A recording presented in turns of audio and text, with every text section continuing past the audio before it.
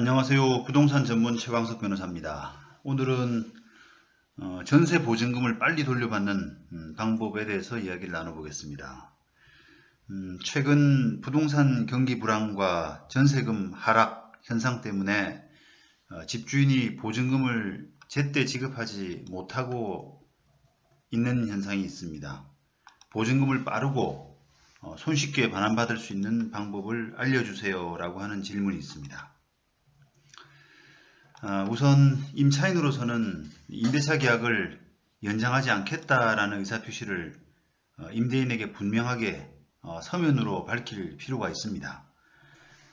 보통 임대인에게 구두상으로 말로만 임대차 보증금 반환을 요청하는데 혹시 법적인 분쟁으로 갈 경우에는 계약기간 만료 전에 임대차 계약을 연장하지 않겠다는 내용을 임차인으로부터 통보받지 못했다고 임대인이 거짓말하는 경우가 자주 발생하고 있기 때문입니다. 이런 경우를 방지하는 차원에서 미리 서면으로 분명하게 종료 의사표시를 할 필요가 있다는 것입니다.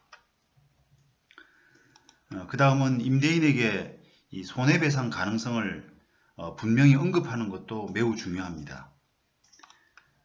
임대인은 보증금 재판이 진행되더라도 그때 가서 보증금 원금만 반환하거나 아니면 원금과 법정이자 조금 정도를 내면 그만이다 라는 생각에 젖어 있는 경우가 참 많습니다.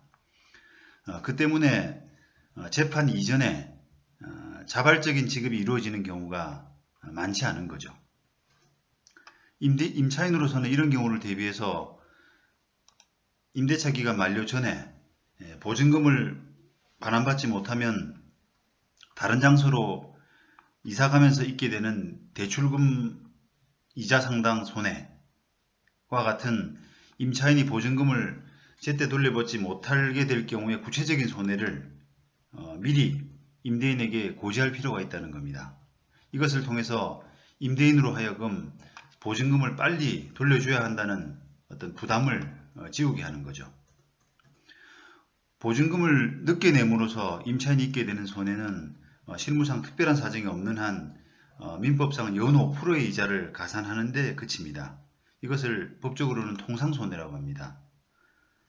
그 밖의 손해는 특별손해라고 해석을 하고 있어서 이런 임차인의 손해를 임대인이 알거나 알 수 있는 경우에만 손해배상 청구가 가능하도록 이렇게 운용을 하고 있습니다.